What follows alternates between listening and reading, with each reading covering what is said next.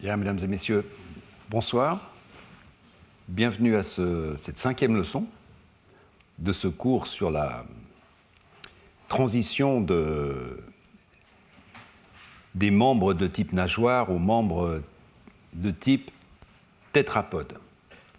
Alors, traditionnellement, je vais commencer par résumer rapidement ce que je vous disais la semaine passée. Et puis, nous parlerons aujourd'hui essentiellement de ce qui est possible de faire pour essayer finalement d'essayer d'aller au travers ce plafond dans lequel on est un peu coincé de ces homologies, voir qu'est-ce qu'on peut faire de plus pour essayer de reconstruire cette histoire qui s'est passée donc au Dévonien supérieur, de reconstruire quelque chose de solide qui pourrait expliquer cette transition. J'avais commencé la semaine passée en vous disant que même au sein des poissons, et en particulier au sein des actinoptérygiens, même au sein de ces poissons, il y a une très très grande diversité dans les structures des nageoires. Souvenez-vous, même chez des poissons qui sont des chondrostéens, donc des poissons qui ont un squelette qui n'est pas entièrement ossifié, dans lequel il reste beaucoup de pièces cartilagineuses, comme Acipenser, comme l'esturgeon par exemple. Mais vous voyez tout de même que lorsque l'on regarde ces différentes nageoires pectorales, on voit des structures qui tout de même ont une certaine ressemblance, une grande pièce osseuse qui s'articule avec la ceinture scapulaire. Et par conséquent, nous avions discuté la semaine passée de la légitimité, en fait, de dresser une homologie entre ces pièces, entre les pièces les plus proximales, donc qui articulent avec le corps. Et je vous avais remontré ce schéma qu'on a vu plusieurs fois maintenant, pour vous indiquer avec cette flèche rouge que finalement, cette première pièce osseuse ici, eh bien, on peut, avec un certain niveau de confiance, estimer que c'est une pièce homologue. Et d'ailleurs, dans la littérature, vous trouverez, même chez les poissons, les fossiles sarcoptérygiens, humérus pour cette première pièce. Et puis ensuite, le plus distal on va aller, le plus difficile ces homologies vont être. Et je vous avais mentionné que pour essayer d'aller dans ce que nous avons défini comme ces homologies profondes, eh bien, il s'agissait de trouver certains marqueurs moléculaires, par exemple, qui pourraient nous aider pour voir si, par exemple, ces pièces ici pourraient résulter de la mise en route de gènes qui seraient peut-être similaires à des gènes qui fonctionneraient ici ou là. Et bien entendu, les gènes de choix, pour adresser cette question, ce sont ces gènes OX, puisque ce sont des gènes marqueurs de l'axe proximo-distal. Nous avons discuté plusieurs fois cette image. Vous voyez ici sur la droite l'expression de 2 gènes du cluster D. Donc il y a 2 clusters dans les membres chiridiens, responsables de la fabrication des membres, des bras, des jambes, chez nous. Le cluster A, 2 gènes en particulier, numéro 11, numéro 13. Cluster D, 2 gènes en particulier, numéro 11, numéro 13. Souvenez-vous, il y a 2 leçons. Je vous disais que la meilleure démonstration de l'importance de ces gènes, c'est lorsque l'on abolit leur fonction, lorsque l'on enlève la fonction de ces 2 gènes numéro 13, on enlève la main, l'autopode. Lorsque l'on abolit la fonction de ces 2 gènes numéro 11, on enlève pratiquement, pas intégralement, mais pratiquement la pièce intermédiaire, le zeugopode. Au niveau de l'expression de ces gènes, puisque c'est cela qui va nous intéresser, vous voyez que là encore, ce sont des gènes qui sont des marqueurs de ces pièces. Le gène A11, clairement, est exprimé dans cette partie proximale, alors que le gène A13 a un domaine d'expression qui est exclusif et qui marque la partie distale. Donc le gène numéro 11 s'occupe de la fabrication de la pièce intermédiaire, du zeugopode, et le gène numéro 13 s'occupe de la fabrication de la pièce distale, l'autopode.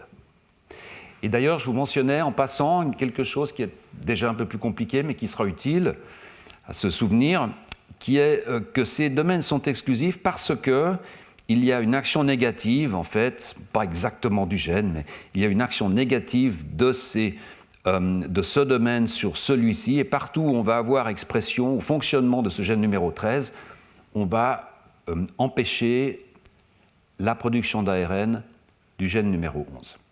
Et puis sur le complexe D, vous voyez que c'est à la fois comparable, mais pas exactement identique. Alors le gène numéro 13 est aussi exprimé de façon distale, il n'y a pas de souci. Par contre, le gène numéro 11 marque le domaine proximal. C'est pour cette raison que lorsque l'on enlève ce domaine et celui-ci, bien on enlève pratiquement tout le zygopode, le radius et l'ulna.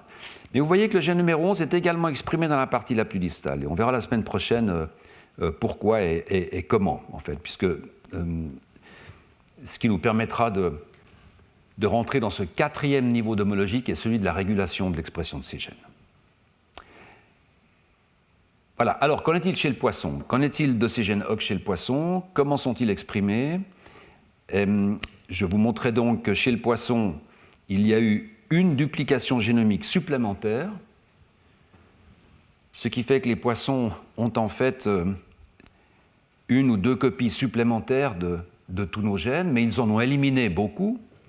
Et la situation actuelle chez le poisson zèbre, c'est celle-ci, avec 2 clusters A, ça va être important pour ce que je vais vous décrire aujourd'hui, 2 clusters B, peu important, 2 clusters C, peu important, et un seul cluster D, ce qui est important, puisque là au moins il n'y a pas de compensation génétique. Alors, comment ces gènes sont-ils exprimés? Eh bien, très brièvement, je vous ai montré que ces gènes sont exprimés pendant une phase précoce qui est pratiquement la même, ou qui en fait montre des caractéristiques qui sont pratiquement les mêmes que celles que l'on voit dans le développement précoce de l'expression précoce des gènes OX chez le membre chiridien. Vous voyez ici la souris, par exemple, ça pourrait être aussi le poulet, où vous avez le gène numéro 13 qui vient plus tard dans un petit domaine qui est compris dans le gène numéro 11, qui est compris dans le domaine du gène numéro 9. Ça, c'est l'expression précoce. Donc, cette expression-là, maintenant, va s'arrêter, ça va marquer la partie proximale. Et puis, chez le poisson, vous voyez que c'est pratiquement identique. Ici, le gène numéro 13, exprimé dans ce petit domaine qui est inclus dans celui-ci, inclus dans celui-ci. Et donc, il semble que pendant la première période, pendant la période du bourgeonnement, lorsque le membre, que ce soit une nageoire ou un membre, sort du mésoderme, eh bien, l'expression et probablement la fonction de ces gènes OX est la même dans la nageoire et dans le membre tétrapode. Par contre, la phase tardive, et c'est ces images que je vous montrais la semaine passée, la phase tardive, c'est-à-dire l'émergence de ce domaine distal dans le membre chiridien, donc qui est marqué par les deux gènes 13 ici, alors que les gènes 11, A11 est restreint ici, et on a ce domaine D11, eh bien vous voyez que dans la nageoire, finalement, il n'y a pas de différence. Donc on va avoir une continuation de l'expression, avec le gène D11 qui va faire un seul domaine, le gène D13 qui va faire un seul domaine, le gène A11 qui va faire un seul domaine et A13 un seul domaine. Basé sur ces expressions, on ne peut pas tirer de conclusion sur une homologie possible. Parce que regardez, si vous considérez que par exemple la paire A13-A11, chevauchement total, on ne peut pas savoir si on est génétiquement parlant dans un domaine distal ou dans un domaine proximal. Donc ces deux domaines qui sont totalement séparés pendant le développement du membre tétrapode sont en fait totalement chevauchants pendant le développement de la nageoire. Et puis en ce qui concerne le complexe D, D11, D13, eh bien vous voyez que c'est pareil, on a une expression chevauchante. Alors est-ce que ça veut dire que c'est distal, puisque là on a une expression chevauchante, ou est-ce que ça veut dire que c'est comme dans le cas de A11, A13 ? C'est très confus. Et à ce moment-là, souvenez-vous, je vous ai parlé d'une étude du laboratoire de Neil Shubin, dont on va reparler aujourd'hui un tout petit peu, dans laquelle, en regardant dans des stades bien plus tardifs, ces auteurs découvrent en fait une expression qui n'est plus restreinte au mésoderme, donc qui n'est plus restreinte à ce qui plus tard donnera le disque endochondral, donc les pièces osseuses qui vont articuler la nageoire. Mais vous voyez que dans le cas de ce gène-là, qui est donc le OXA13A, donc OXA13, c'est l'équivalent du OXA13 chez le membre chiridien, A, parce qu'il y a 2 copies chez les poissons, donc on a OXA13A, OXA13B. Mais vous voyez que seul le OXA13A a cette expression ici qui clairement est dans l'ectoderme. Et dans le repli ectodermique, donc qui n'est pas dans le mésoderme, à un stade tardif, donc il semble que l'expression de ce gène s'éteint dans cette partie-là, où je viens de vous montrer sur la... Voilà, vous voyez ici, donc précocement on a cette expression dans le mésoderme, et puis ensuite cette expression s'éteint, et on a des cellules qui vont aller dans le repli ectodermique. Et on a vu la semaine passée, au travers d'une expérience compliquée, je ne vais peut-être pas y revenir en détail, que en fait, ces cellules proviennent de la migration de cellules qui expriment ce gène OXA13A dans le mésoderme. Donc ces cellules-là, qui sont en fait dans le compartiment mésodermique, qui, pensait-on, allaient générer les radios, les radios proximaux, donc ces 4, souvenez-vous, ces 4 os proximaux, vont en fait migrer dans le repli ectodermique et vont fabriquer les rayons, les lépidotriches. Alors, comment ces auteurs en sont-ils arrivés à cette conclusion ? Eh bien, je vous remonte simplement cette image en utilisant un système qui va marquer ces cellules avec une fluorescence et qui va simplement déclencher une fluorescence dans toutes les cellules qui expriment ce gène à ce moment-là. Et par conséquent, on ne va pas seulement marquer les cellules dans lesquelles ce gène va fonctionner plus tard, on va marquer toutes les cellules dans lesquelles ce gène a fonctionné à ce moment-là. On va enclencher quelque chose qui va rester stable, qui va faire de la fluorescence. C'est un petit truc génétique sur lequel il n'est peut-être pas nécessaire de revenir. Et les 2 dernières images que je vous montrais la semaine passée, c'était celle-ci, où l'on voit que lorsque l'on marque des cellules du mésoderme avec une séquence de régulation qui contrôle OXA13 dans le membre chiridien, donc chez nous, donc des séquences qui fonctionnent dans la partie la plus distale, donc pour fabriquer des mains et des pieds, les autopodes. Lorsqu'on marque des cellules avec cette séquence de régulation, on retrouve ces cellules non pas dans la partie mésodermique, mais pratiquement intégralement dans la partie exosquelettique. Ça veut dire qu'en fait, ces cellules distales qui expriment OXA13 ne restent pas dans le compartiment mésodermique, contrairement apparemment à celles qui expriment D13. Ce sont des cellules qui vont migrer et qui vont rentrer dans le repli ectodermique dès que, souvenez-vous, dès que la nageoire va pousser, l'ectoderme va se replier. Conséquence, le mésoderme va arrêter de pousser. Et les cellules distales du mésoderme qui expriment ce gène vont migrer à l'intérieur de ce repli ectodermique. Et on les voit très bien ici, bien colorés. Alors qu'ici, on n'en voit plus. Ça veut dire que pratiquement l'intégralité de ces cellules ont migré à l'intérieur du repli ectodermique.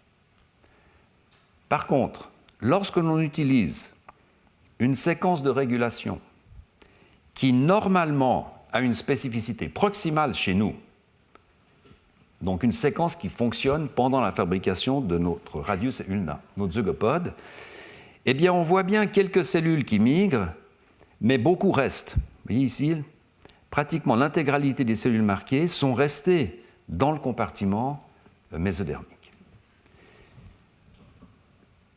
Et puisque ces cellules sont marquées à vie, c'est-à-dire que toutes les cellules descendantes de ces cellules vont toujours continuer à exprimer cette fluorescence, eh bien, les auteurs peuvent regarder à des stades beaucoup plus tardifs et ils vont voir qu'en fait, ces cellules-là, qui maintenant sont pendant la formation, l'ossification des lépides d'Autriche, vont colocaliser, vont se trouver être les mêmes cellules qui sont définies comme des ostéoblastes, donc des cellules qui fabriquent les lépides d'Autriche.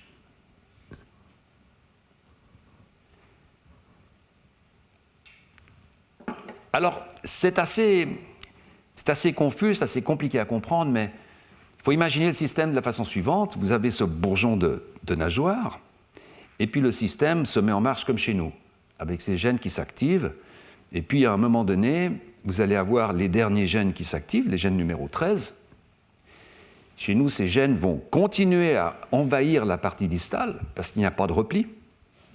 Puis chez le poisson, il va y avoir ce repli ectodermique, et les cellules qui expriment ce gène OXA13A, au lieu de rester à l'intérieur et de faire, on va voir en fait ce que ces cellules font quand elles restent à l'intérieur, mais au lieu de rester, elles vont passer dans ce repli ectodermique et participer à la formation des lépides d'Autriche, donc de ce squelette, de l'exosquelette, souvenez-vous de ces grands filaments osseux qui permettent aux poissons de nager. Alors, est-ce que ça veut dire que ces lépides d'Autriche sont homologues à nos parties distales? C'est là encore c'est la question à laquelle les auteurs essaient de répondre. Alors, pour être sûr qu'effectivement ces gènes ont une fonction dans les lépides d'Autriche, eh bien, ces auteurs vont faire ce que les gens qui travaillent avec la souris pouvaient faire depuis une trentaine d'années, en fait, c'est-à-dire de faire des inactivations fonctionnelles. Donc de dire, ben voilà, qu'est-ce qui va se passer chez la souris, chez le poisson zèbre, lorsque l'on abolit la fonction de ces protéines OX, de ces gènes. Alors maintenant, je ne vais peut-être pas vous le répéter, mais simplement, on va considérer juste cette inactivation de ces deux gènes A numéro 13, D numéro 13, dans le membre chiridien, qui, une fois de plus, enlève les autopodes. Et ces auteurs vont donc, au travers d'une génétique assez compliquée, inactiver la fonction de ces trois gènes chez le poisson zèbre, puisque souvenez-vous, il y a un gène D13, mais il y a deux gènes A13. Donc ça complique beaucoup, parce que ceux d'entre vous qui ont fait un petit peu de génétique, vous savez qu'il faut croiser pour mettre les mutants ensemble. Quand vous en avez deux, vous avez deux poissons, chacun avec un mutant, vous allez avoir un poisson sur 4 qui va avoir des mutants, mais ce sera évidemment hétérozygote, donc après il va falloir recroiser les poissons F2, etc. Là, il y a 3 mutants différents, donc ça commence à faire beaucoup de croisements, beaucoup de recherches, d'analyses, etc. Mais finalement, ces auteurs arrivent à produire ces poissons, et le résultat est relativement simple. Ne vous focalisez pas trop sur les détails de cette image. Voilà ce qui se passe. Ici, vous avez le contrôle, c'est-à-dire la nageoire sans aucun gène muté, avec une vue de l'endosquelette, l'exosquelette, et puis un agrandissement ici de la partie endosquelettique. Souvenez-vous, les quatre radios proximaux qui forment l'articulation avec la partie, la scapula, etc. Lorsque vous avez un mutant uniquement de OXD13, vous voyez que la morphologie est à peu près normale. Souvenez-vous, dans le membre chiridien, chez nous, un mutant simple de OXD13 a un phénotype, on peut le voir, mais ce n'est pas du tout un phénotype sévère. Parce que A13 compense. C'est toujours pareil, parce que A13 compense. Donc jusque-là, on est bien dans un système qui ressemble passablement au membre chiridien. Lorsque vous avez un mutant A13B, là vous voyez que les auteurs observent une réduction de la longueur de l'exosquelette. Vous voyez ici ce trait Donc il semble que les lépides d'Autriche, là, sont moins longs que dans les poissons contrôle. Alors déjà ici, il y a un petit problème, c'est que souvenez-vous, dans l'image que je vous montrais précédemment, c'était le gène OXA13A qui migrait dans le squelette dermique et non pas le gène OXA13B. Enfin voilà. Lorsque le gène OXA13A, lui, est inactivé, eh bien pareil, vous voyez qu'il y a une réduction de ces lépides d'Autriche, ce qui, là, est plus compréhensible, à mon avis, puisque des cellules qui expriment ce gène, effectivement, colonisent l'exosquelette. Alors ensuite commencent les combinaisons de mutations, et vous voyez que lorsque les deux gènes numéro 13 sont inactivés, OXA13, excusez-moi, les deux gènes A13, OXA13A et OXA13B, alors là, on commence à avoir un phénotype donc une allure, une structure qui est vraiment anormale. On a des rayons qui sont réduits en longueur, vraiment drastiquement. Vous voyez que la partie rayon ici est maintenant très courte. Donc on a un exosquelette qui est vraiment touché. Et curieusement, on a une augmentation légère de la masse osseuse du disque endochondral. C'est estimé à peu près ici à 10%. Et puis lorsque l'on a, en plus de ces deux mutations, dans le même poisson, un mutant pour OXD13, eh bien là encore une fois, on a une très grande réduction de la longueur des lépides d'Autriche, une augmentation de 10% qui n'est pas plus grande que lorsque seules ces deux mutations sont présentes, mais par contre on commence à avoir une organisation, un pattern des radios proximaux qui n'est pas normal. Vous voyez, c'est un peu alors on ne va pas rentrer dans les détails, mais si vous comparez avec la belle organisation de ces radios dans le poisson contrôle, on voit qu'ici, c'est pas normal. Ça part un peu dans tous les sens. Voilà. Donc, la conclusion que ces auteurs donnent, c'est qu'il semble effectivement que ces gènes A13 aient une fonction importante dans les rayons, donc dans l'exosquelette. Mais tous également semblent avoir une fonction dans l'endosquelette, puisque vous voyez que quand ces gènes sont supprimés, on touche également l'endosquelette. Alors, l'interprétation qu'en font les auteurs, c'est une interprétation, je dirais, ad hoc, mais qui a une certaine logique, c'est que, en absence de ces protéines 13, en absence de fonctionnement du gène 13, bien, ces cellules ne peuvent pas migrer dans l'exosquelette. Et c'est pour ça que l'exosquelette est raccourci. Donc, repli de l'ectoderme, et ces cellules ne migrent pas. Mais puisqu'elles ne migrent pas, elles restent dans l'endosquelette. Et puisqu'elles restent dans l'endosquelette, cet endosquelette va augmenter un peu en taille, un gain de 10%, et puis ça va mettre un peu le désordre dans l'organisation des radios. Donc il y a deux choses. Il y a d'abord une nécessité que ces cellules migrent pour faire un exosquelette, mais il y a aussi une nécessité que ces cellules migrent pour pouvoir développer un patron correct de l'endosquelette. Et c'est représenté ici sur cette image où on voit, alors encore une fois, méfions-nous des couleurs, elles nous emmènent dans des sortes d'homologies parfois inconscientes, quand on regarde les codes de couleurs. Mais on voit ici l'expression de ces gènes A13 dans le membre chiridien, qui donne les doigts, les mains, les pieds, absence d'expression, absence de main, de doigts, de pieds.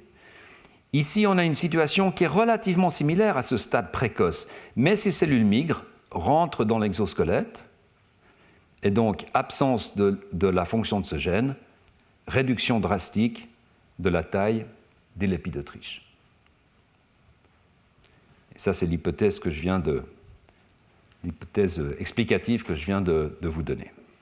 Alors, évidemment, il y a toute une série de commentaires qu'on peut faire sur cette étude. Je vous en ai mis quelques-uns ici. Le gène A11 est aussi exprimé dans la partie distale. Est-ce que les cellules migrent? Alors, parfois, on a l'impression qu'elles migrent, et je vous montrerai une image plus tard, où on voit clairement qu'il y a des cellules 11 positives qui migrent dans l'exosquelette, parfois pas. Seules les cellules OXA13A positives migrent dans l'exosquelette, et d'après les images que je vous ai montrées tout à l'heure, les cellules OXA13B ne migrent pas dans l'exosquelette. Pourtant, le double mutant a une fonction, a un effet dans l'exosquelette, pas le simple mutant A. Donc là, il y a une contradiction qui probablement a une explication rationnelle. Et puis, souvenez-vous, je vous ai parlé il y a 2 leçons de cette étude de Peter Curry qui montrait en fait que les cellules qui migraient dans le repli ectodermique venaient du mésoderme somitique. Souvenez-vous, je vous ai montré une image où j'avais mis une flèche rouge pour vous montrer. Je vous ai même dit que chez nous, ça rappelait quelque chose de chez nous, puisque chez nous, on a des cellules musculaires. Les cellules des muscles de nos membres, en fait, migrent du mésoderme somitique. Alors que là, je vous montre des cellules qui migrent du mésoderme du membre. C'est des origines très différentes, en fait. Mais encore une fois, je ne pense pas que ce soit antagoniste, et il se peut très bien que l'on retrouve dans les lépidotriches des cellules qui viennent à la fois du mésoderme somitique et des cellules qui viennent du disque endochondral, en fait, du mésoderme du membre. Pour cela, ce qu'il faudrait faire, c'est peut-être avoir sur le même poisson un système de marquage qui marque avec 2 fluorescences différentes les cellules qui viendraient d'un endroit ou de l'autre pour qu'on puisse voir, etc. Ce serait très intéressant, mais ce n'a pas été fait. La question que je pose évidemment, c'est celle-ci. Est-ce que ces expressions géniques suffisent à assigner des homologies? Et en fait, c'est très intéressant de regarder le titre de cette publication. Digits and fin rays share common developmental histories. Les doigts et les lépidotriches, donc les rayons, partagent des histoires développementales communes. Ça veut tout dire, ça veut rien dire. Donc on n'a pas de notion d'homologie là-dedans, on ne dit pas que c'est pareil, mais on dit qu'il y a un partage d'une histoire. De quelle histoire? Il y a un partage parce que des gènes similaires, orthologues, lorsqu'on les touche, ont dans les 2 cas des effets qui sont relativement comparables. Donc c'est un titre, voilà, je pense qui a nécessité beaucoup de discussions et de revisions. Et en fait, ça pose un problème que j'aimerais illustrer peut-être d'une façon un peu simplette, mais qui, me semble-t-il, reflète bien la réalité. C'est une image qui renvoie à ce que nous discutions en fait, la semaine passée quand je vous montrais l'expression de ces gènes OX pendant le développement de nos membres, des membres chiridiens. Et souvenez-vous, je vous parlais de ce problème de relativité dans le temps lorsque l'on considère un patron d'expression. J'aurais pu vous montrer pareil avec la nageoire.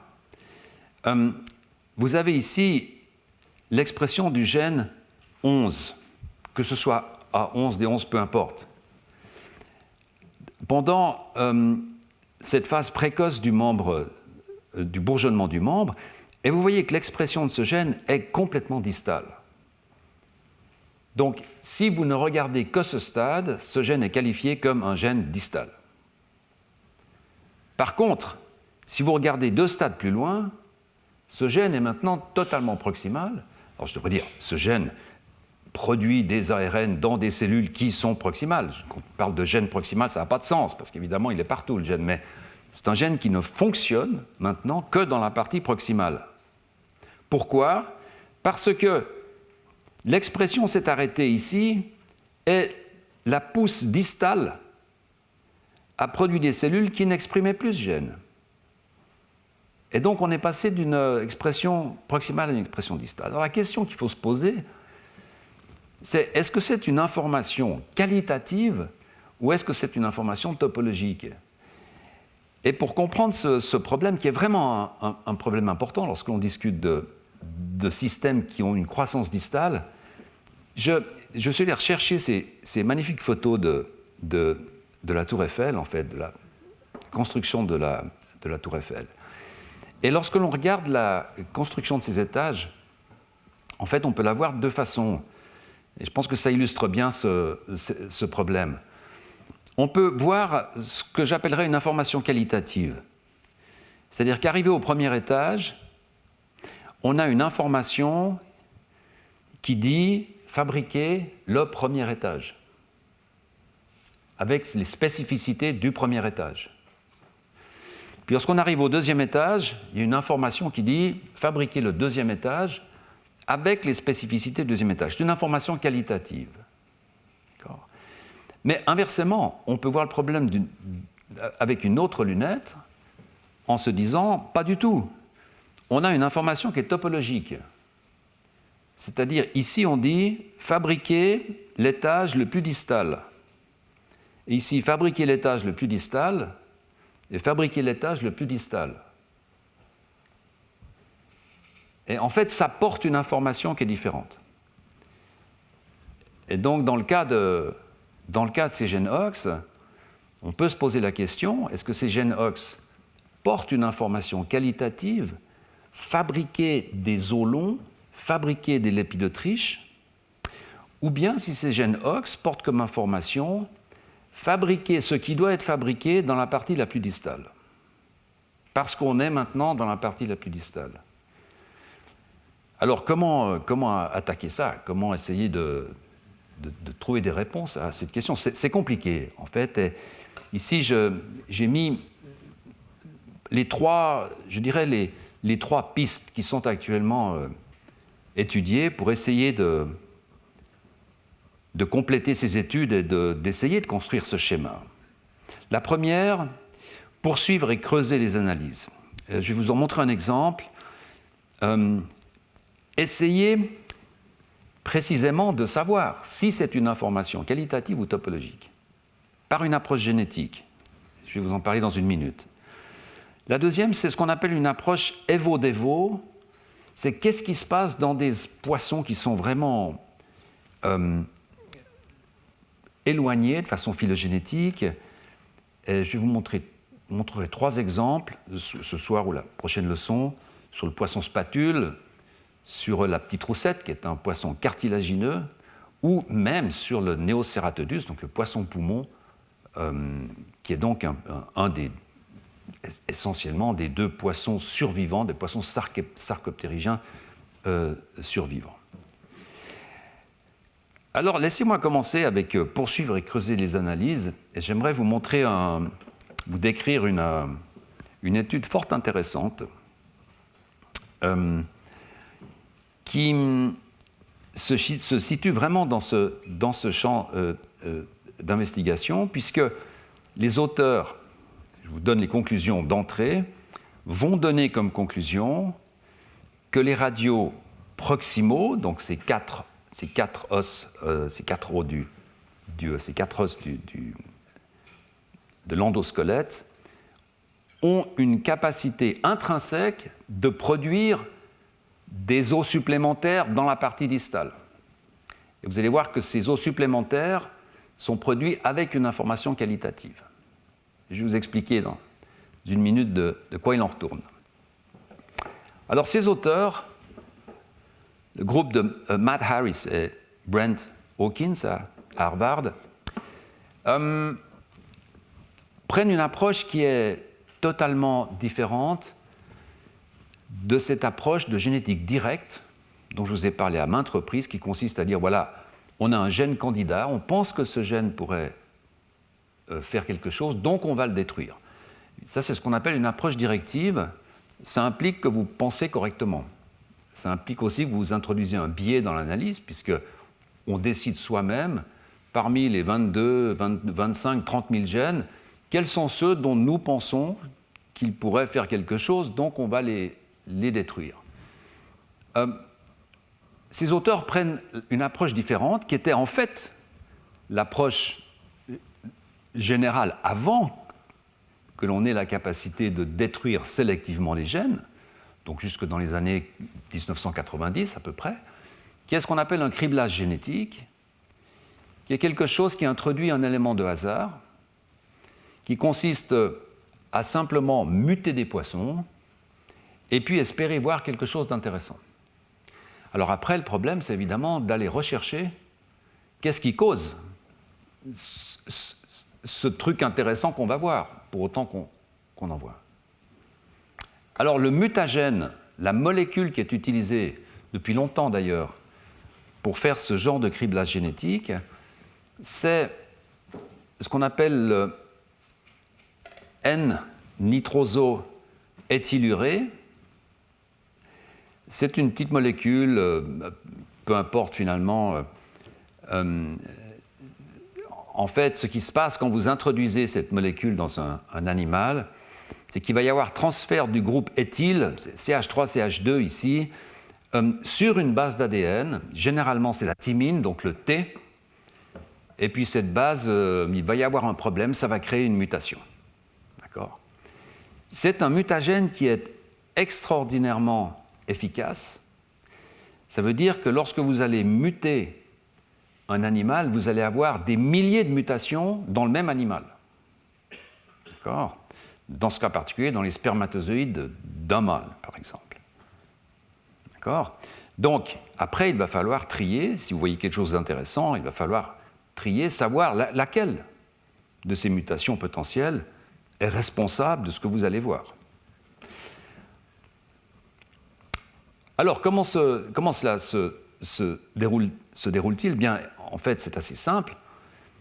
Vous avez ici un poisson, un mâle, et vous allez mettre ce mâle en présence d'INU, donc de cet élément mutagène, ce qui va faire muter ces spermatozoïdes. Donc, chacun de ces spermatozoïdes, en fait, aura une collection de mutations différentes. C'est totalement aléatoire. D'accord ? Et puis, il va y avoir production d'animaux F1, donc on va croiser ce mâle avec des femelles contrôle, normales, et puis on va avoir des petits, et chez ces petits, on va regarder ce qui se passe. Alors là, il faut que je fasse une toute petite parenthèse pour vous dire que lorsque l'on fait un criblage génétique, il y a plusieurs façons de faire ce criblage, mais il y a essentiellement deux grandes façons. Il y a ce qu'on appelle un criblage par perte de fonction ou un criblage par gain de fonction.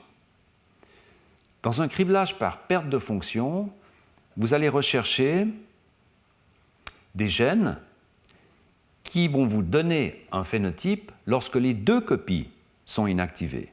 Parce que comme vous le savez, dans la plupart des cas, dans l'immense majorité des gènes, si vous inactivez une copie, eh bien, on va survivre, on est ce qu'on appelle porteur sain, parce que l'autre copie va compenser, nous faire aller de l'avant. D'accord ? Donc la plupart des mutations qui cassent un gène, par exemple qui vont changer une base, et la lecture de la protéine va s'arrêter, donc il n'y aura pas de protéine, la plupart de ces mutations sont des pertes de fonction, et donc on ne peut pas les voir dans la première descendance, puisque dans la première descendance, on va compenser. Donc il va falloir recroiser ces poissons entre eux, etc., pour pouvoir essayer de trouver des poissons qui auront les deux, etc., etc. Là, on a affaire à quelque chose de différent, qui est un criblage par gain de fonction. Donc, ces auteurs vont rechercher des anomalies directement sur les F1, donc sur les premiers petits, sur les premières pontes, on recherche un phénotype. Si on trouve un phénotype, si on trouve quelque chose, ça veut dire que la mutation n'est pas une mutation inactivante. Ça veut dire que la mutation aura, par exemple, transformé une protéine en quelque chose qui fait que la protéine va avoir une fonction qui n'est pas la fonction qu'elle devrait avoir. Donc on va produire quelque chose qui est actif, et comme c'est actif, que vous ayez un autre chromosome avec une protéine normale ne va rien changer à l'affaire. Vous allez avoir un effet parce que vous produisez une protéine active qui n'est pas la protéine souhaitée.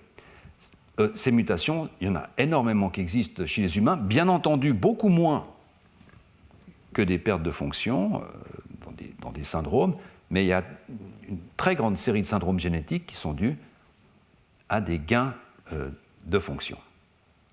Bon, alors maintenant vous avez cette mutation et vous voyez un poisson qui effectivement a quelque chose d'anormal. Et je vous montrerai plus tard l'anormalité dans ce cas-là, l'anomalie, c'est un problème évidemment de structure de la nageoire, autrement je vous en parlerai pas.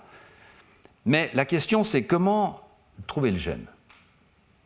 Comment savoir, maintenant qu'on a ce poisson, qu'on l'a recroisé, qu'on a maintenant une lignée où on sait que cette mutation est présente, parce que les poissons ont tous ce problème maintenant, ici, comment les retrouver?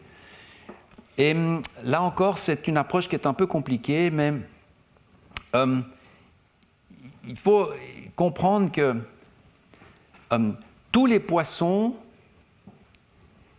qui ont été mutés, ou les poissons qui ne sont pas mutés, vont tous avoir une quantité de remplacements de base, ce qu'on appelle des SNP, donc des polymorphismes, un T à la place d'un A, etc., dont une grande partie vont être partagés avec le poisson qui a la mutation. Et donc, en quelque sorte, lorsque l'on fait des séquences, dans ce cas-là uniquement des exomes, donc des gènes, c'est à peu près 2% du génome, on ne va pas séquencer l'intégralité du génome, juste des parties codantes, on va faire une soustraction, et puis on va trouver un endroit du génome, en fait, qui résiste à la soustraction. C'est quelque chose... je vais prendre une image qui est un peu simplette, là encore, mais imaginez un jeu de Mikado, par exemple, où vous introduisez une bande de couleurs supplémentaire sur un Mikado. Et en fait, la façon que vous allez utiliser pour trouver cette bande, c'est de dire, voilà, je vais prendre un autre jeu de Mikado commercial, et puis je vais soustraire toutes les bandes qui sont identiques entre les deux. Donc tout est effacé, sauf la bande que vous avez rajoutée. Et là, vous savez où est la mutation. D'accord ? C'est un peu ça, si vous voulez. C'est un peu plus compliqué, mais le schéma de base, en fait, c'est ça. C'est qu'on va produire des poissons, et puis on va comparer les différences entre les poissons. On soustrait, et puis on va arriver à l'endroit où se trouve la mutation. Voilà, c'est comme ça que la mutation est repêchée. Alors, avant de vous montrer ce qu'est cette mutation, regardons ce qu'elle fait. Alors d'abord, vous voyez que ces auteurs, on est en 2021, c'est un article très récent. Vous voyez que ces auteurs sont quand même beaucoup plus prudents dans la présentation du problème que ne le sont ceux que je vous ai présentés précédemment. On voit ici la façon dont ils introduisent le problème. On voit le tétrapode moderne avec cette homologie claire entre les 4 radios proximaux et la partie proximale. Ça, c'est ce que je vous disais en début de leçon, c'est quelque chose qu'on peut considérer comme acquis. Ensuite, on a ici une distinction qui est faite entre ceux qui s'articulent avec l'épaule et ceux qui ne s'articulent pas avec l'épaule. Donc là, cette partie-là est ceux qui ne s'articulent pas avec l'épaule. Et vous voyez que, en fait, cette couleur, on ne la retrouve pas dans les lépidotrijs. Donc il n'y a pas d'hypothèse de départ forte. C'est vraiment très mitigé.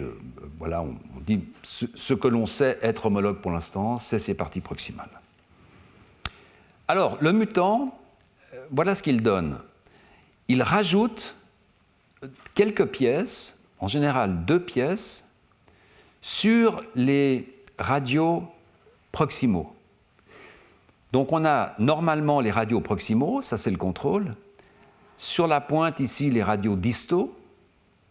Et puis ces auteurs vont qualifier ces deux rajouts ici comme radios intermédiaires. Et la conclusion de leur étude, eh bien vous la voyez ici, c'est que en fait, ces radios intermédiaires, qui sont donc des os longs qui n'ont pas d'articulation avec l'épaule, puisque seuls les radiaux proximaux ont une articulation, en fait, pourraient, d'une façon éloignée, être comparables à ces os si l'on considère le critère j'articule ou j'articule pas avec l'épaule, avec la ceinture scapulaire. D'accord ? Alors, ce mutant, ils vont l'appeler Rephaïm, qui fait référence à des géants dans la Bible hébraïque. Je n'étais absolument pas au courant, j'ai regardé un peu ce que ça voulait dire. Et ces auteurs, évidemment, se posent la question, comment ce phénotype se développe-t-il ? D'où sortent ces morceaux supplémentaires ici ? Et pour se faire une idée, ils vont évidemment remonter dans le développement et essayer de regarder en détail comment se développent ces nageoires de ces poissons, de cette mutation Rephaïm. Vous voyez qu'au début, à gauche ici, vous avez le contrôle, et puis à droite, la nageoire mutante. Au début, ça se ressemble beaucoup. Le disque endochondral, souvenez-vous. Ici, disparition de la matrice, individualisation des 4 radios, souvenez-vous. Là, pareil, sauf qu'il semble que ces radios soient un tout petit peu plus longs. Et probablement, en réponse à cette longueur trop importante, on va avoir une segmentation, ici, et production de pièces supplémentaires. Alors, c'est un phénomène de segmentation, mais ce n'est pas exactement un phénomène de branchement et de segmentation comme celui que je vous montrais pour le membre chiridien. Parce que souvenez-vous, chez nous, dans le membre tétrapode, on a une croissance du cartilage. On a une croissance distale, et puis hop, on va avoir branchement, segmentation, une croissance distale, hop, branchement. Là, non, pas du tout. On a formation d'un disque endochondral, comme dans la nageoire normale, mais le disque est trop grand. Donc on va avoir condensation, et ces condensations qui certainement sont plus longues, on le voit ici, eh bien, se segmentent. Pourquoi ? On n'en sait rien, mais se segmentent et produisent des pièces supplémentaires. Donc l'interprétation qu'en font les auteurs, c'est que les cartilages des rayons numéro 3 et 4 sont trop longs et donc se segmentent dans leur partie distale. Alors, quel est le gène qui est perturbé ? Eh bien, après avoir fait ces parties de Mikado, dont je vous parlais tout à l'heure, les auteurs arrivent à la conclusion, c'est sur un petit morceau de chromosome ici, et cela coïncide avec la présence d'un gène qui s'appelle WASL-B. Et pourquoi WAS ? Parce que c'est un gène qui, chez les humains, est responsable d'un syndrome qui est tout à fait intéressant. Je vous dirais un tout petit mot, c'est le syndrome de Wiskott-Aldrich. Wiskott-Aldrich, c'est un syndrome immunitaire, en fait, d'une faiblesse, une très grande faiblesse immunitaire. C'est très rare, c'est pratiquement généralement chez les garçons, 1 sur 1 million. Donc c'est vraiment une maladie rare, ce syndrome. Et il se trouve que dans les patients qui souffrent de ce syndrome, c'est ce gène WASL-B qui est affecté. Alors ici, vous voyez la position du gène. Donc immédiatement, ces auteurs vont séquencer le gène chez le mutant et ils vont trouver une mutation ponctuelle, donc ce qui est tout à fait en ligne avec l'action du INU, donc de ce mutagène dont je vous parlais tout à l'heure, qui va donc remplacer une base par une autre. Vous voyez que dans ce cas particulier, c'est ce S ici, qui veut dire donc une sérine, qui est remplacée par une proline. Alors, les protéines, comme vous le savez, c'est une suite d'acides aminés qui sont donc organisés, mis les uns à côté des autres par la molécule d'ARN. Donc vous avez l'ADN qui fait l'ARN. L'ARN est un système de codage qui va rajouter les acides aminés les uns après les autres. Donc ces acides aminés ont un code d'une lettre. Et vous voyez ici que cette mutation se trouve dans une séquence qui est relativement conservée. Vous voyez ici, c'est le poisson, le poulet, la souris, et vous voyez que ces séquences sont très similaires. Alors, faites attention, ce n'est qu'une toute petite séquence de cette protéine. Elle est beaucoup plus grande, évidemment. C'est juste pour vous montrer où la mutation se trouve. Donc, elle se trouve en position 265. Donc, on va avoir un remplacement. Vous voyez ici la façon de décrire cette mutation. Sérine 265, proline, ça veut dire que en position 265 de la protéine, une sérine a été remplacée par une proline. Voilà, c'est ce que vous trouvez dans la littérature. Eh bien, ce simple remplacement vous donne ce phénotype. Alors, comment être sûr, vraiment certain à 100%, que c'est ce tout petit changement d'un acide aminé, dans cette immense protéine qui est repliée et tout? Comment être sûr que c'est ce simple changement qui produit ce phénotype? Et là, les auteurs sont très prudents, en fait, et ils vont faire 3 contrôles qui sont absolument essentiels. Premièrement, ils vont introduire des mutations en 6 avec le gène muté.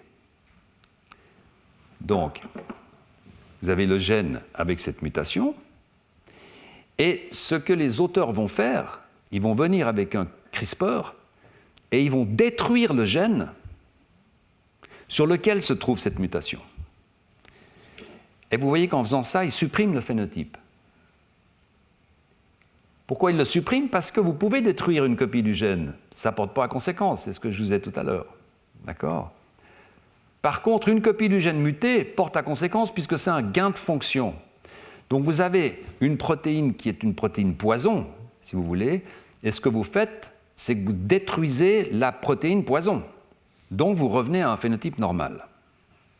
Donc ça, c'est le premier contrôle qui est vraiment très important.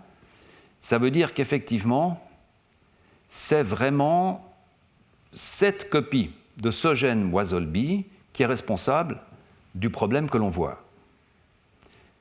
Le deuxième contrôle qui est très important, c'est que l'inactivation complète de WASOL n'a aucun phénotype visible. Je vous disais tout à l'heure, chez les humains, c'est un problème immunitaire.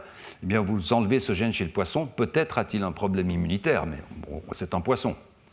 Donc, lorsque l'on enlève totalement la fonction de WASOLB chez le poisson, on n'a pas de problème de nageoire. Les nageoires sont correctes. Donc, ça veut dire que c'est pas qu'en plus de ce remplacement d'acide aminé, on a tapé quelque part dans la protéine qui fait qu'elle ne fonctionne plus. Non, non, non, non. Lorsque les 2 protéines WASOLB ne fonctionnent pas, il n'y a pas de problème de nageoire. Donc, c'est vraiment spécifique à ce changement. Et puis, troisième contrôle qui vraiment alors va arrêter l'interprétation définitive, c'est que lorsque l'on va faire des petites délétions in-frame en 6, eh bien, on ne supprime pas le phénotype. Alors, qu'est-ce que ça veut dire des petites délétions in-frame? Peut-être, certains d'entre vous se souviennent que pour ajouter un acide aminé, quand on a notre ARN, pour ajouter un acide aminé, il faut 3 bases sur l'ARN. 3 bases qui apportent un acide aminé. ATT, GTC, etc. Donc, quand vous faites une délétion de 3 bases, eh bien, vous gardez, si ces bases sont in-frame, dans le cadre de lecture, vous gardez le cadre de lecture. D'accord? Donc, vous modifiez la protéine, mais vous gardez la modification induite par le mutagène. C'est un peu compliqué, si vous voulez, mais vous gardez le phénotype. Donc, ça veut vraiment dire que ce qui crée ce problème, c'est ce remplacement d'une sérine par une proline. D'accord? Donc, c'est vraiment ce gène qui est causatif, qui est la cause de ce phénotype sur la nageoire.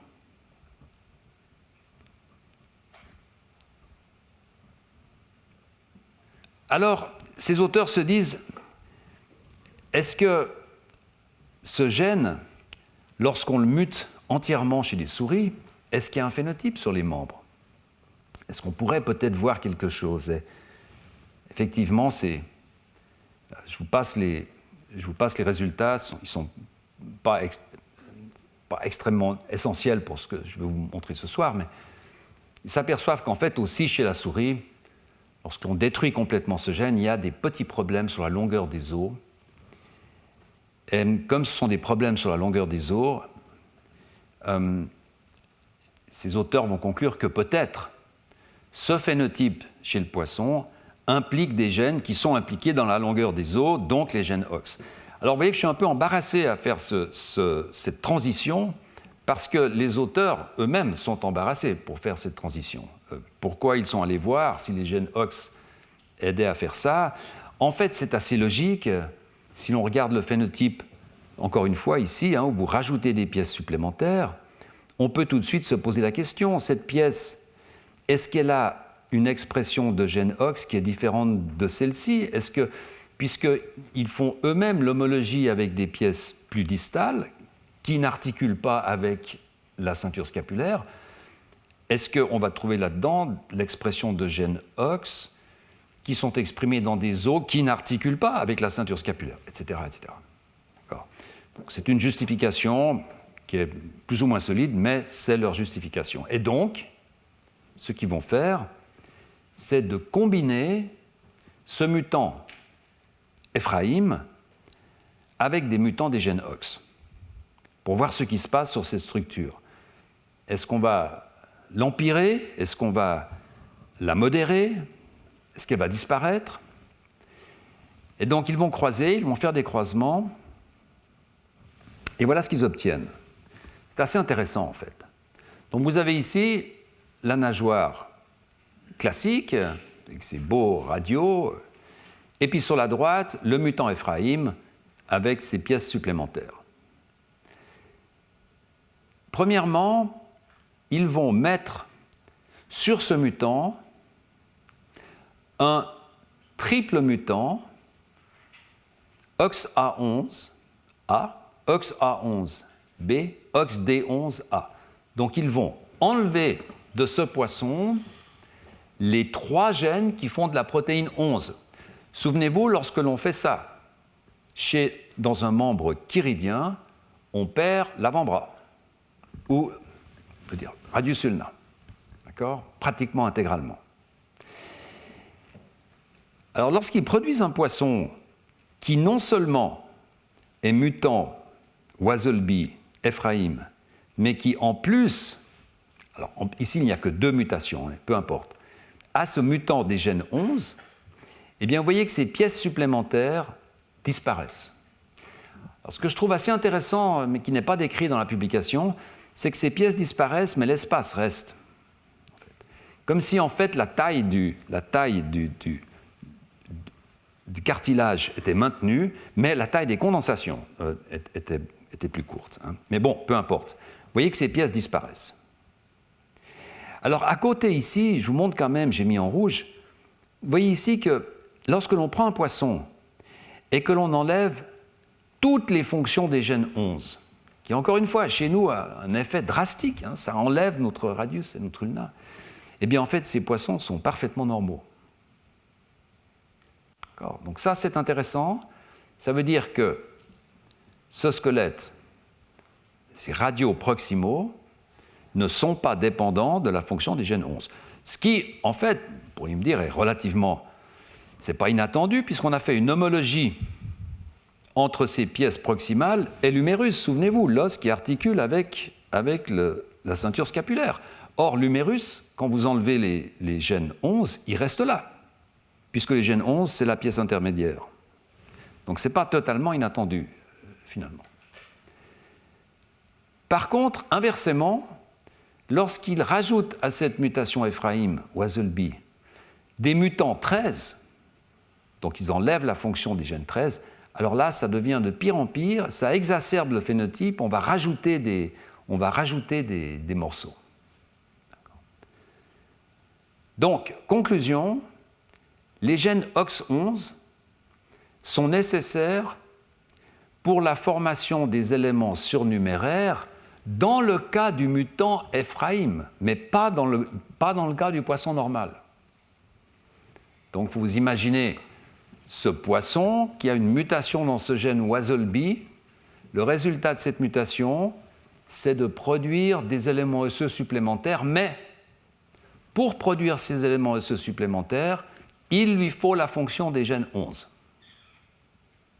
Si vous enlevez la fonction des gènes 11, dans ce cas-là, le phénotype Ephraim ne peut pas se réaliser. Conclusion immédiate des auteurs, ce sont des éléments qui ressemblent à notre zygopode, à notre radius ulna. Simplement, ce radius ulna, cette partie, n'existe pas chez le poisson zèbre. On le voit bien ici, n'existe pas, puisque quand on enlève tous les gènes 11, ça ne bouge pas.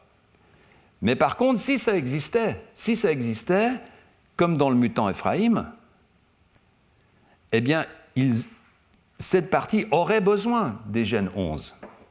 Donc ce serait une partie équivalente, en fait, à notre zygopode, à la partie intermédiaire. Et puis sur les gènes 13, eh bien, on voit que, en absence de fonction des gènes OX13, le mutant Rephaim est exacerbé. Il y a plusieurs rayons, des radios, c'est rajouté. Il y a plusieurs rayons radiodistaux qui sont rajoutés, ces petits os ronds. En plus, bien entendu, de l'effet sur le squelette dermique, vous souvenez-vous, on en a parlé tout à l'heure, parce que quand les gènes 13 sont enlevés, on a un effet sur les lipides autriches. Donc en plus, on a cet effet sur la partie endosquelettique. Alors la conclusion que ces auteurs en tirent, c'est qu'il y a un effet des protéines 13 sur la fonctionnalité des gènes 11. Les protéines 13 seraient là, en fait, pour empêcher, pour contenir les gènes 11. C'est pour ça, souvenez-vous, dans le cas des gènes OXA, dans le membre chiridien, quand 13 est exprimé, je vous l'ai dit à plusieurs reprises, 11 n'est pas exprimé. Donc il y a un effet négatif de 13 sur 11.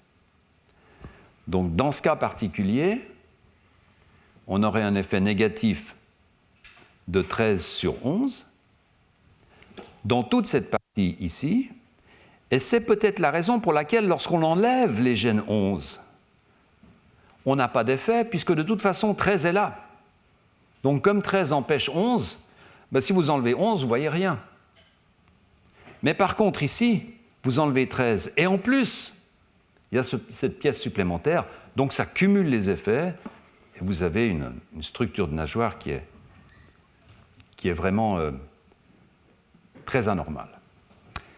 Alors ces auteurs vont conclure avec ce schéma qui, je trouve, est un schéma assez mitigé, assez correct. Vous voyez ici donc, ce que je viens de vous dire, l'effet de ces protéines 13 sur les protéines 11. Donc en absence de protéines 13, les gènes 11 sont surexprimés, puisqu'ils ne sont plus réprimés, en quelque sorte, sont plus négativement influencés, donc ils vont être surexprimés, et comme ces gènes sont capables de faire pousser des structures osseuses, comme on le voit avec le mutant Ephraim, eh bien on va en rajouter. Alors, voilà, ce schéma, il est assez subtil, puisque vous voyez ici, en bleu, ce n'est pas des homologies, ce n'est pas des similarités, c'est ce qu'ils appellent ce qui est dépendant de la fonction de. Donc là, à mon avis, on est déjà dans une formulation qui est plus correcte. En bleu, en rouge, c'est ce qui est dépendant de la fonction des gènes numéro 11. Et donc, vous voyez ici, tout le zygopode, cette partie est dépendante de la fonction des gènes 11. Et cette nouvelle partie-là, dans le mutant Rephaim, est dépendante de la fonction des gènes 11. Alors évidemment, ici, vous avez un rouge vif. Ici, vous avez un rouge un peu transparent, pour ne pas vraiment indiquer que c'est une homologie au sens classique, mais dans le fond, c'est ce que ce schéma suggère, c'est que cette partie-là, qui se développe dans le mutant, est en quelque sorte homologue à cette partie.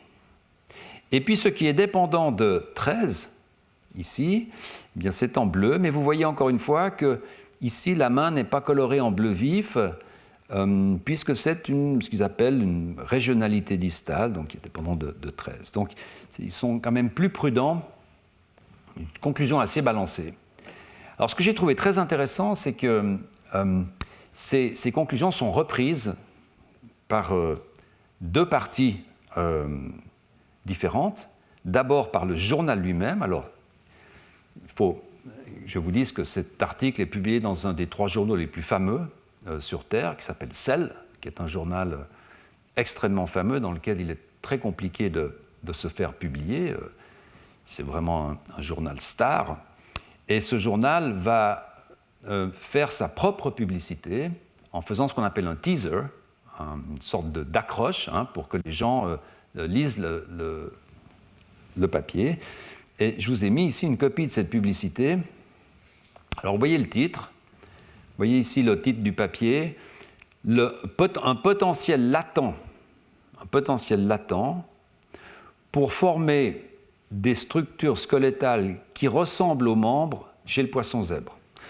Bon, c'est un titre qui est relativement, à mon avis, relativement honnête, correct, qui aurait peut-être même pu être un peu plus mitigé, mais qui est, à mon avis, parfaitement acceptable. Regardez le titre que font les éditeurs du journal. Les chercheurs répliquent une étape potentielle de la transition du membre de la nageoire au membre chez le poisson zèbre. Voilà. Et vous voyez ce dessin magnifique. On voit une femme qui nage. Ici, c'est rouge. Ici, c'est rouge. Traduction.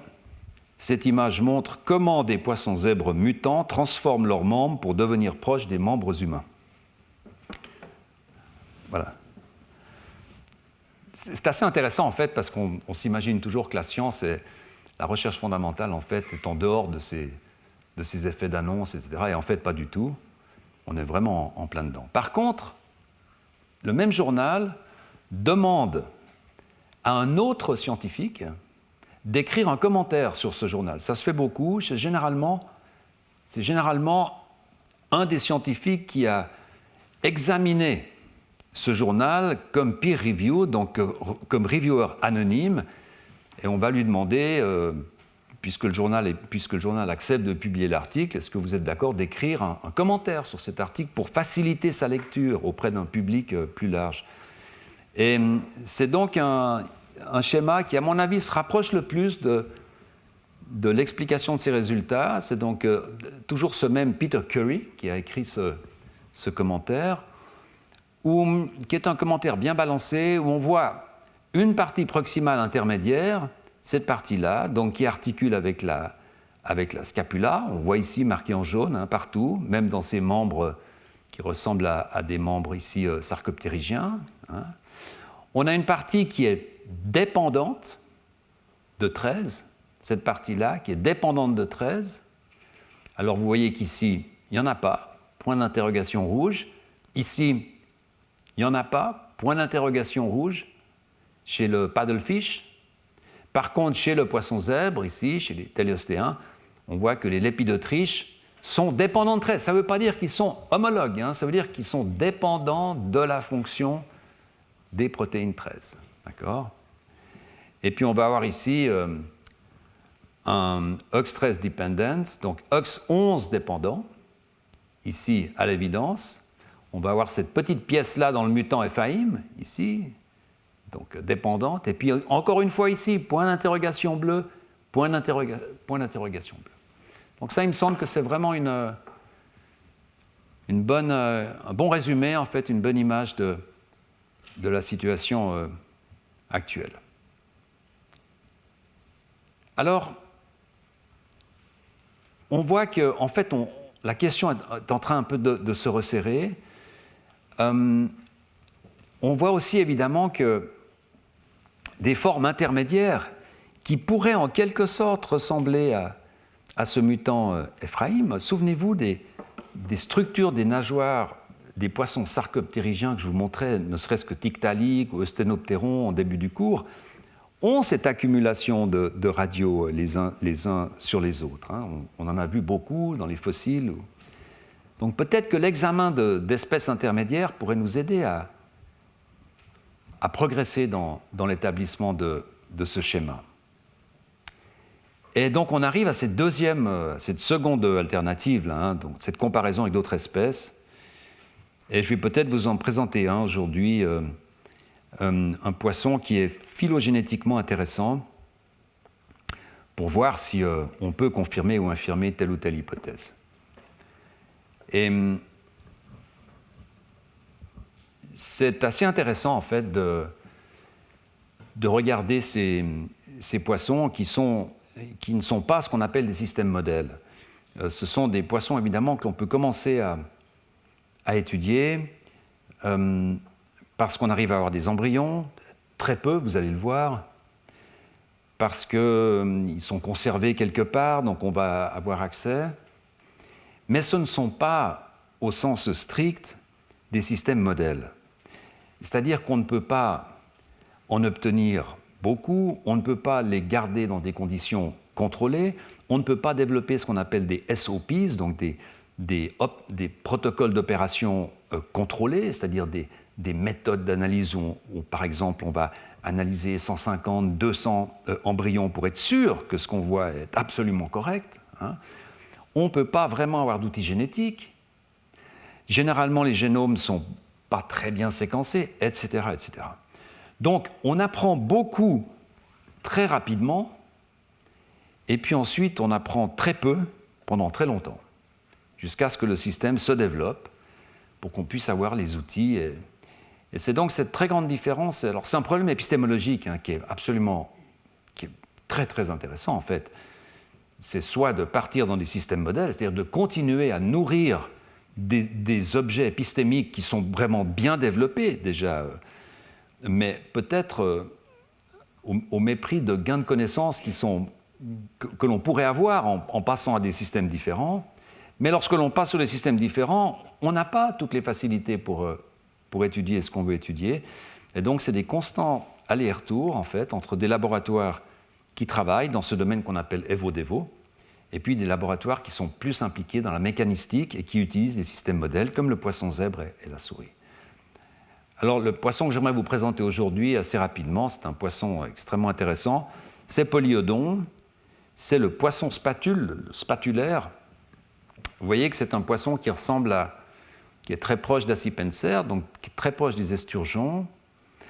Et donc, c'est un poisson chondrostéen, donc qui sont considérés comme les poissons acténoptérygiens les plus primitifs, parce que, je vous l'ai déjà dit à 2 reprises, parce que leur squelette ne s'ossifie pas entièrement.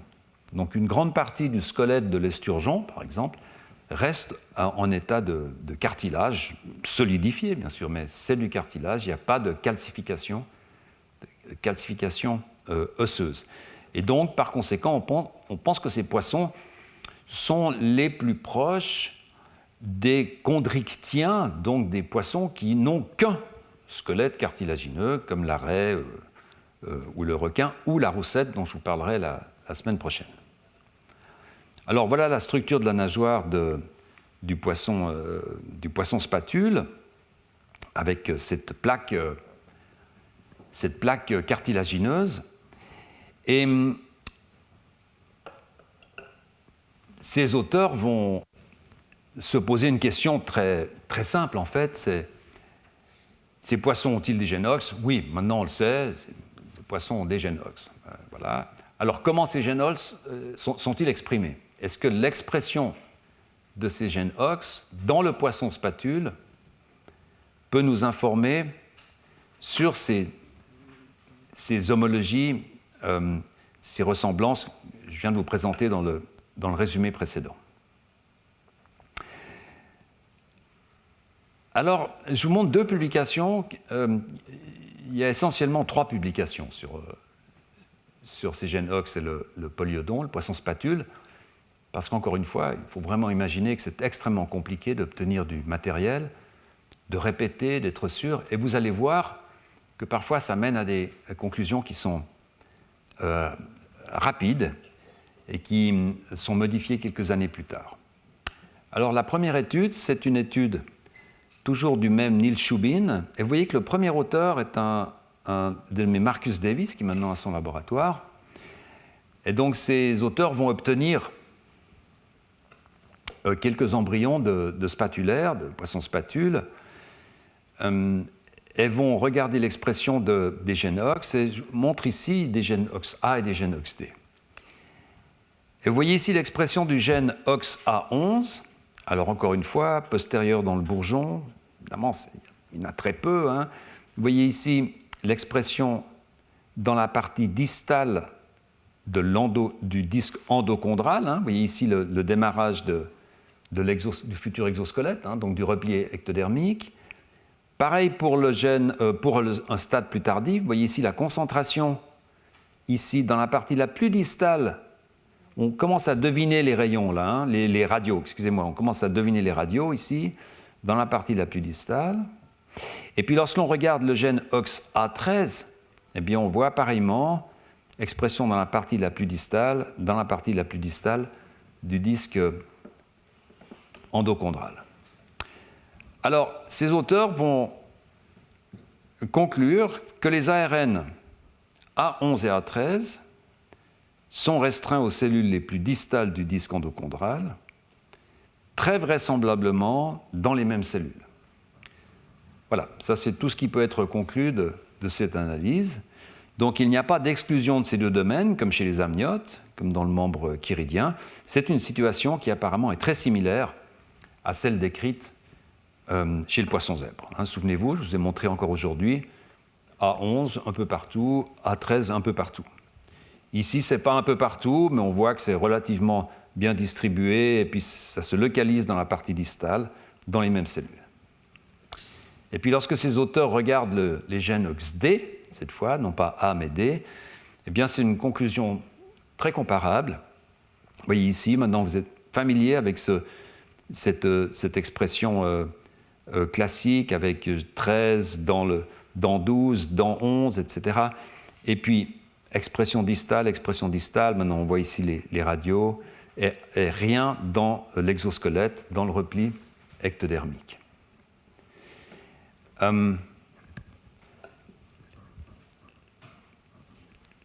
Comme pour les gènes OXA, ces gènes OXD ne sont pas détectés dans la partie,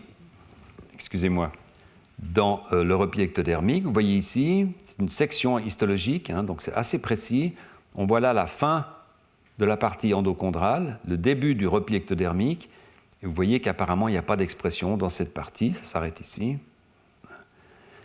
Donc pas d'expression dans la partie exosquelettique, dans la future partie exosquelettique. Et à partir de là, ces auteurs vont proposer ce schéma. Alors ce que j'aurais dû vous dire, c'est qu'on est en 2007. On est en 2007. Vont proposer ce schéma où clairement, il y a ce qu'ils appellent acquisition de la phase tardive des gènes OX11, OXD11 et OXD13. Souvenez-vous, c'est cette phase qui va dans la partie la plus distale pour la main. Hein. Eh bien, cette phase ici, dans le membre chiridien, est en fait reproduite dans le poisson spatule. Donc, on a acquisition de cette phase tardive. Perte du repliement ectodermique se trouve ici. Hein, donc, ils reconstruisent en fait un schéma. Et puis, on a une perte de la phase tardive ici, chez le poisson zèbre. Voilà. En fait, alors 2007, hein, c'est une conclusion. On ne voit jamais des phases différentes. Souvenez-vous, dans les gènes OXD, dans le membre du poulet, de la souris, on voit ces deux domaines, le domaine proximal et le domaine distal. Donc on peut dire c'est une phase précoce, une phase tardive, une phase proximale, une phase distale. Là, en fait, on ne voit jamais deux domaines. Si on remonte à ces expressions, on voit un seul domaine qui évolue ici, qui évolue et qui arrive sur la partie distale. Donc je ne sais pas exactement pourquoi ces auteurs parlent de phase distale, mais néanmoins c'est leur conclusion.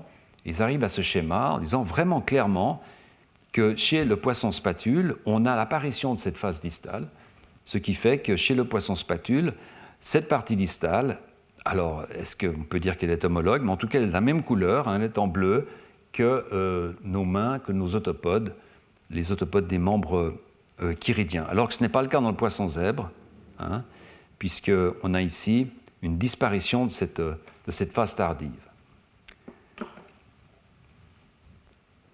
Voilà. Alors maintenant, à peu près 10 ans plus tard, ce même auteur, Marcus Davis, qui maintenant a son laboratoire, va réévaluer ces résultats et va re-regarder l'expression de ces gènes. Et vous voyez qu'il va obtenir un résultat qui est quasiment le résultat opposé.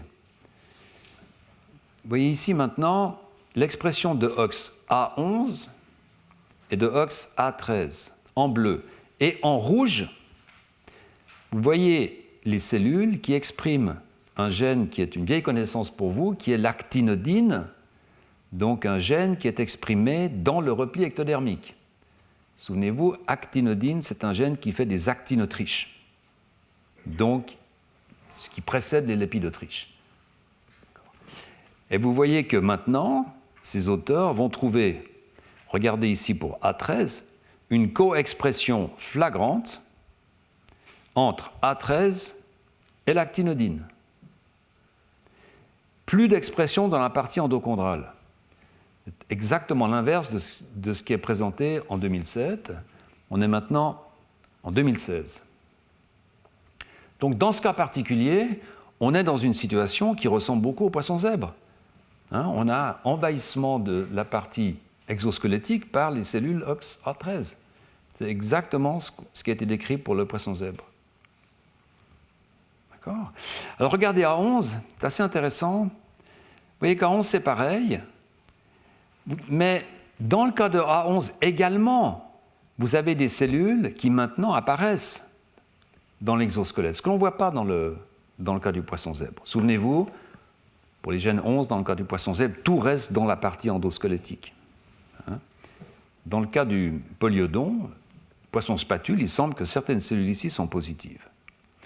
Donc les ARN A11 et A13 sont clairement détectés dans le repli ectodermique. Ce sont les mêmes gènes, la même espèce, le même auteur. Donc où se trouve le problème ? Et en fait, il semble que le problème, c'est un problème technique. C'est un problème, alors je ne vais pas vous ennuyer avec ça, c'est un problème de probablement ce qu'on appelle de pénétration de sonde. Lorsque l'on traite ces embryons pour essayer de révéler la présence d'ARN, il faut que ce qu'on utilise puisse rentrer dans les tissus. Et puis tout ça, évidemment, avec les ans, ça s'améliore. Et dans ce cas particulier, on est passé d'un résultat au résultat opposé, semble-t-il, simplement par une amélioration de la technologie. Ça peut paraître assez curieux, mais c'est la réalité. Et en fait, lorsque l'on regarde comment cet auteur, dans ce papier, donc dans la deuxième publication, comment ces auteurs vont faire référence à la première publication, qui était quand même publiée dans Nature, dans laquelle ils présentent ces résultats qui, ils le savent, ne sont pas corrects, eh bien ces auteurs vont dire, voilà, la caractérisation de l'expression de OXA chez le poisson le spatulaire refines des résultats, nos résultats précédents pour cet animal. Référence numéro 10, c'est le papier de Nature. Donc, en fait, vous voyez, ils parlent de refinements. Donc, en fait, ce qu'ils disent, que voilà, l'expression est dans la partie distale, dans les lipides Autriche, et ces résultats, c'est difficile à traduire refine en français, ces résultats affinent, voilà, affinent, exactement. Ces résultats affinent nos résultats précédents. Non, désolé, ce n'est pas un affinement. Ces résultats sont différents de nos résultats précédents. Alors, ça arrive constamment en science, il n'y a aucun problème avec cela. Ça arrive à tout le monde. Mais évidemment, le problème est que le papier de Nature existe aujourd'hui comme papier de Nature.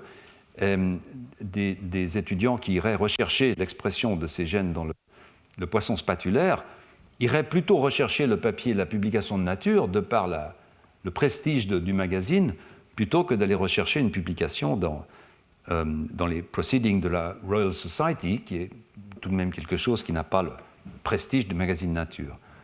Et donc ça illustre à la fois, ça illustre plusieurs choses en fait. Ça illustre le problème que l'on peut rencontrer lorsqu'on utilise des espèces qui ne sont pas des espèces modèles, parce qu'il ne faut pas jeter la pierre à ces auteurs. Ils ont probablement utilisé quelques embryons qui étaient à disposition, la technologie était moyenne, ils n'ont pas pu, etc. Ils n'ont pas pu mettre au point un protocole solide. Hein. Donc ils ont vu ces résultats qui leur paraissaient, et voilà, et ça sort dans Nature. Après, on obtient plus d'embryons, on peut commencer à avoir plus de sécurité, des protocoles qui fonctionnent, on obtient des résultats différents, on publie des résultats différents. Bon, voilà. Certains pourraient penser qu'il aurait suffi de dire dans la deuxième publication que la première publication pouvait être ignorée parce qu'elle n'était pas correcte, mais visiblement, ce n'est pas le choix qui a été fait. Alors, la dernière image que je vous montre, des deux dernières images que je vous montre aujourd'hui sur le poisson spatulaire, c'est en fait une autre publication du même groupe, de Marcus Davis, qui analyse l'expression des gènes OXD. Alors, vous voyez, cette publication est récente maintenant, elle est aussi de 2016. Et on voit la différence. On voit maintenant qu'il y a plusieurs membres avec des stades différents, avec des colorations différentes. Donc on voit déjà que l'affaire est un peu mieux fixée. Hein, voilà. Et on voit ces magnifiques domaines d'expression des gènes OXD. On voit que l'expression de ces gènes, en particulier 11, 12, 13, est très similaire avec un seul domaine visible. Et puis les auteurs ensuite identifient une deuxième phase. Alors, on peut discuter, mais il semble bien, lorsque l'on regarde ces gènes 11 ici, qu'on a quand même une coloration dans la partie la plus distale. Hein. Donc, alors, ce que moi j'aurais eu tendance à considérer comme un artefact sur la publication précédente, il semble que vraiment c'est un vrai résultat, c'est-à-dire que chez le poisson spatulaire, il y aurait également des cellules qui expriment des 11 qui partiraient dans l'exosquelette. Est-ce que ce sont les mêmes cellules que celles qui expriment A13, c'est fort possible, on ne peut pas l'exclure. Donc ces cellules qui expriment A13 et qui rentrent dans le repli ectodermique expriment également OXA11. Et une autre curiosité que je vous montre ici, alors ça c'est juste une anecdote en passant, c'est que le poisson spatule, le spatulaire, a 2 clusters OXD, donc n'a pas éliminé un des 2 clusters OXD, lorsqu'il y a eu cette duplication, donc a gardé les deux clusters, et en plus a un gène numéro 14. Et pendant très longtemps, tout le monde pensait que ces gènes OX s'arrêtaient au numéro 13, et on sait aujourd'hui qu'ils s'arrêtent au numéro 13 chez pratiquement tous les vertébrés, mais pas entièrement tous les vertébrés. Certains poissons ont conservé un numéro 14, qui d'ailleurs existe chez les procordés, chez Amphioxus, etc. Donc on sait aujourd'hui que le nombre de départs du cluster qui s'est mis à se dupliquer, en même temps que la duplication des génomes, était de 14 gènes. Ça, c'est pour la petite histoire. Et le dernier résultat que je vous montre, c'est que pour être sûr, effectivement, que ces cellules-là sont bien positives, ces auteurs, cette fois, vont faire même des sections histologiques. Et vous voyez que c'est très clair, en fait, avec des co-colorations avec l'actinodine, hein, où on voit très bien ici ces cellules bleues qui rentrent dans le domaine de l'actinodine, donc qui rentrent vraiment dans ce qui va donner l'exosquelette. Alors là encore, les 2 phases, à mon avis, ne sont pas très visibles, mais on est dans un schéma qui, me semble-t-il, est très comparable au schéma du poisson zèbre, où on va avoir expression de ces gènes jusqu'à une partie très distale, et puis ensuite, cette partie distale, ces cellules de la partie distale vont rentrer dans le repli ectodermique pour faire les lépidotriches, le squelette, l'exosquelette. Alors, encore une fois, est-ce que cela suffit pour assigner une homologie entre l'exosquelette des poissons et notre squelette, l'équivalent de l'endosquelette des poissons? Ça, à mon avis, c'est une autre histoire, et on continuera cette discussion la semaine prochaine en parlant un tout petit peu de la roussette, donc d'un poisson qui est vraiment très éloigné. La petite roussette, un poisson entièrement cartilagineux, un requin en fait, un petit requin, Et puis on parlera un tout petit peu du Neoceratodus, donc du poisson à poumons, puisque depuis quelques années, grâce à un conservatoire en Australie, certains collègues ont pu obtenir des embryons de ce poisson qui a une nageoire de type sarcoptérygène cette fois, donc qui n'a pas une nageoire de type poisson zèbre ou spatulaire, qui a vraiment une nageoire qui accumule les pièces osseuses, et on verra que c'est assez informatif. Et puis on terminera en regardant la régulation de ces gènes OX. Souvenez-vous, ce 4e niveau d'homologie que je présentais au tout début, ce qu'on pourrait appeler une homologie ontologique, en fait, vraiment d'aller au plus profond possible pour voir si, en regardant comment les poissons et les vertébrés supérieurs, les amniotes, régulent l'expression de ces gènes OX, si on peut retrouver les mêmes chaînes de régulation, les mêmes principes. Voilà, en attendant, je vous remercie, je vous souhaite une bonne soirée.